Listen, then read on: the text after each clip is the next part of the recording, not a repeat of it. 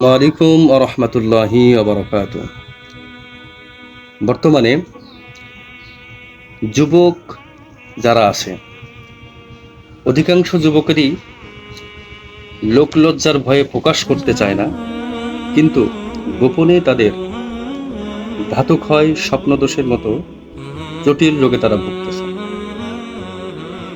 মনে রাখবেন, এটা কিন্তু কোনো স্থায়ী রোগ নয়, বরং এটা শারীরিক, মানসিক এবং পুষ্টিগত সমস্যার কারণে আপনি দিন দিন এই রোগে ভুগতেছেন। যুগ যুগ ধরে এটার চিকিৎসার জন্য আয়ুর্বেদ শাস্ত্রে প্রাকৃতিক ভেষজের আশ্রয় নিয়েছে মানুষ।